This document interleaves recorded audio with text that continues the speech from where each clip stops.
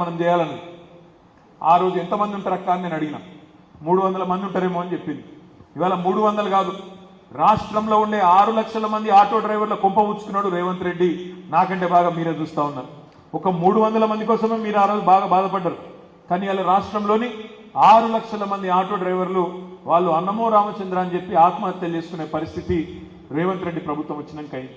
మరి వీటి గురించి మాట్లాడేటోడు రేపు శాసన మండలిలో ఉండాలనా, లేకపోతే ప్రభుత్వానికి డబ్బా కొట్టుకుంటా, పైరవీలు చేసుకుంటా, బ్లాక్మెయిల్ దందాలు చేసుకుంటా, చిల్లర మాటలు మాట్లాడుకుంటా రేపు శాసన మండలిలో ఉండాలనా? ఆలోచించండి. ఇంకొక మాట కూడా ఇక్కడున్న మా తమ్ముళ్ళు ఆలోచించాలి. అవును, పని చాలా చేసినాం 10 ఏళ్లలో, కానీ స్వల్ప తేడాతో ఓడిపోయినాం. 1.8% తేడాతోని ఓడిపోయినాం. సరే, ప్రజాస్వామ్యంలో ఒక ఓటుతో ఓడిపోయినట్టే. కాబట్టి పక్కకు కూర్చున్నాం, ప్రతిపక్ష పాత్రలో ఉన్నాం. మరి ప్రతిపక్షంగా మేము ఏం చేయాలి? వాళ్ళు ఇచ్చిన 420 హామీలు అమలు చేయకపోతే గల్లా వట్టి జుట్టు వట్టి బజార్ల గుంజి కొట్లాడాలా లేదా? కొట్లాడాలంటే మీరు మాకు బలం ఇవ్వాలి. ఇలా రేవంత్ రెడ్డి ఇచ్చిన ఒక్క మాట అమలు చేయకపోయినా కొట్లాడాలి అంటే రాకేష్ రెడ్డి లాంటి గొంతులకు బలం ఇవ్వాలి. బలం ఇచ్చి బలంగా నిలబెడితే కొట్లాడే శక్తి మాకుంటుంది. అప్పుడు ప్రభుత్వాన్ని నిలదీసే శక్తి మాకుంటుంది. అందుకే ఆలోచించాలి. ఇవాళ మా తమ్ముళ్ళు చెప్పాలి, ఉద్యమంలో కలిసి పనిచేసినాం 10 ఏళ్ల కిందట, ప్రభుత్వ ఉద్యోగులతో కలిసి పనిచేసినాం, తెలంగాణ యువతతోని బ్రహ్మాండంగా కలిసి పనిచేసినాం. కలిసి పనిచేసిన తర్వాత ప్రభుత్వం వచ్చింది, తెలంగాణ రాష్ట్రం వచ్చింది. ఎంతోమంది త్యాగాలు చేస్తారు. ఆ త్యాగాల నుంచి వచ్చిన రాష్ట్రం కాబట్టే మన ప్రభుత్వ ఉద్యోగులకు భారతదేశంలోనే ఏ రాష్ట్ర ప్రభుత్వం ఇయ్యనంతగా కేంద్ర ప్రభుత్వం కూడా ఇచ్చిన దానికంటే ఎక్కువ జీతం, 73% జీతం పెంచుకున్నాం బ్రహ్మాండంగా. ఇవాళ కేంద్ర ప్రభుత్వ ఉద్యోగుల కంటే ఎక్కువ జీతాలు మన రాష్ట్రంలో రాష్ట్ర ప్రభుత్వ ఉద్యోగులకు మనం ఇచ్చుకున్నాం. కానీ ఏమైంది? 73% జీతం పెంచినామని మనం సంబరపడ్డాం. కానీ ఉద్యోగులకు ఇదే యూట్యూబ్లో అడ్డమైన లేవెక్కిచ్చిండ్రు. మీకు మొదటి తారీఖు రోజు జీతం పడతలేదు. కరోనా అయిపోయిన తర్వాత కేసీఆర్ ఏమనుకున్నాడు? రైతు బంధు ఆగొద్దు, ఆడపిల్లల కళ్యాణ లక్ష్మి ఆగొద్దు, ముసలోళ్ళ ఆసరా పెన్షన్ ఆగొద్దు, రైతులు ఇబ్బంది పడొద్దు, రైతు బీమా ఆగొద్దు అని కేసీఆర్ ఆలోచించింది. ఎమ్మెల్యేలు కానీ, ఎంపీలు కానీ, మంత్రులు కానీ, ప్రభుత్వ ఉద్యోగులు కానీ ఒక 2 రోజులు ఆలస్యమైన ఏం కాదేమో అని ఒక మంచి హృదయంతో కేసీఆర్ గారు పేదల గురించి ఆలోచించి ఒక నిర్ణయం తీసుకుంటే దాని మీద రాద్ధాంతం చేసి ఇవాళ ప్రభుత్వ ఉద్యోగులకు మనకు మధ్యన ఇదే యూట్యూబ్ గాళ్ళు లేనిపోయిన అగాధం సృష్టించింది. 10 ఏళ్లలో భారతదేశంలోని ఏ ప్రభుత్వం చేయలే.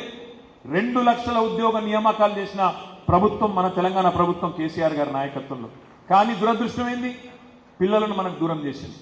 2 లక్షల ఉద్యోగాలు ఇచ్చిన మొనగాడు భారతదేశంలో కేసీఆర్ తప్పేవాడు ఉన్నాడా చూపెట్టు అని రాహుల్ గాంధీని అడిగితే సమాధానం రాదు, మోడీని అడిగితే సమాధానం రాదు. కానీ వాళ్ళ కుక్కలు మాత్రం ఇక్కడ మరుగుతుంటాయి. ఇక్కడ ఉద్యోగాలు ఇయ్యలే అంటే చూపెట్టరా అయ్యా. దేశంలో ఇంకొక రాష్ట్రంలో ఎక్కడైనా ఇచ్చిండ్రా 10 ఏళ్లలో 2 లక్షల ఉద్యోగాలంటే చూపెట్టే ముఖం లేదు. కానీ ఇక్కడ ఆయన కుక్కలు, ఆయన పెంపుడు జంతువులు కొన్ని మరుగుతాయి. రాహుల్ గాంధీ కుక్కలు, మోడీ గారి కుక్కలు మరుగుతూ ఉంటాయి. ఏమో అయిపోయింది. నేను ఎందుకు చెప్తున్నా ఇదంతా అంటే వాస్తవాలు. ఇవాళ ప్రతిపక్షంలో ఉన్నాం, వాస్తవాలు ఎప్పుడన్నా ప్రజలకు చెప్పాలి. ఇన్ని రోజులు యూట్యూబ్లో సోషల్ మీడియాలో చేసిన దగుల్బాజీ ప్రచారం, దివాళకోరు ప్రచారం ఏదైతుందో ఒక్క ఉద్యోగమే రానట్టు 2 లక్షల ఉద్యోగాలు, 1 కాదు 2 కాదు. నేను ఒక్క మాట అడుగుతా, దయచేసి మీరు ఆలోచన చేయాలి. రేవంత్ రెడ్డి చెప్తున్నాడు నిన్నగాక మొన్న టీవీలలో 30,000 ఉద్యోగాలు ఇచ్చినా అంటుండు. రేవంత్ రెడ్డి వచ్చినాకనట 30,000 ఉద్యోగాలు ఇచ్చిన అంటుండు. ఎక్కడి 30,000 ఉద్యోగాలు? నువ్వు ఇచ్చినవా? ఉద్యోగం ఇవ్వాలంటే ఏం చేయాలి? ప్రభుత్వం ముందు నోటిఫికేషన్ ఇవ్వాలి, పరీక్ష పెట్టాలి, ఇంటర్వ్యూ ఉంటే ఇంటర్వ్యూ పెట్టాలి. ఆ ఇంటర్వ్యూ పాస్ అయితే అప్పుడు నువ్వు ఉద్యోగం ఇస్తావు. మరి రేవంత్ రెడ్డి వచ్చినాక ఎన్ని నోటిఫికేషన్లు వచ్చినాయి? ఒక్కటి కూడా రాలేదు. అంటే పెళ్లి కాకుండానే సంసారం చేయకుండానే బిడ్డను కన్నాడు. మంది కూటిన బిడ్డలు మా బిడ్డలు అని చెప్పుకునే దౌర్భాగ్యులు కాంగ్రెస్ వాళ్ళు. 30,000 ఉద్యోగాలు, అవన్నీ కేసీఆర్ ప్రభుత్వంలో ఇచ్చిన ఉద్యోగాలు. వాటి కాయిదాలు నువ్విచ్చి నేను ఇచ్చిన ఉద్యోగాలు అంటే లెక్క ఎట్లా కుదురుతుంది? అందుకే రేపటి రోజున రేవంత్ రెడ్డి నీ మాట శాసన మండలిలో అడిగేటోడు కావాలి. ఆయనకు పక్కన కూర్చొని డప్పు కొట్టుకుంటా వత్తాసు వలికేటోడు కాదు. ఏమాయ నీ 2 లక్షల ఉద్యోగాలు తెలంగాణకి ఇచ్చినావు కదా మాట, నీ ప్రభుత్వం చెప్పింది కదా మొదటి సంవత్సరంలో 2 లక్షల ఉద్యోగాలు ఇస్తాన్నావు ఏమైనాయి అని గల్లాబట్టి అడిగే రాకేష్ రెడ్డి రేపు శాసన మండలిలో ఉండాలి. రేవంత్ రెడ్డిని ఈ ప్రభుత్వానికి కడిగి పారేస్తాడు ఉండాలి.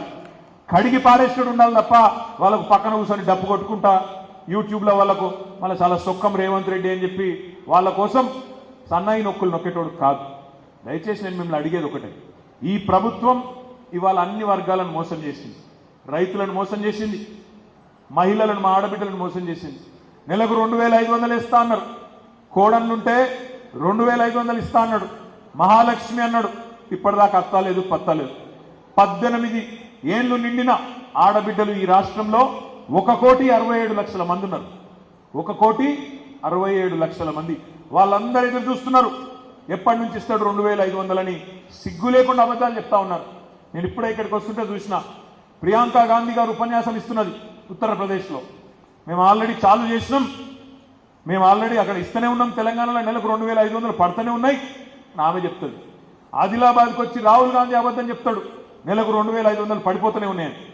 ఇప్పుడే నాకు మా మహేందర్ అన్న చెప్తున్నాడు, గొంగిడి మహేందర్ రెడ్డి గారు, అన్నా మేము ఎక్కడ లేని విధంగా ఆలేరులో సోషల్ మీడియా కమిటీలు వేసుకున్నాం, యువజన కమిటీలు వేసుకున్నాం అనే మాట చెప్పిండు.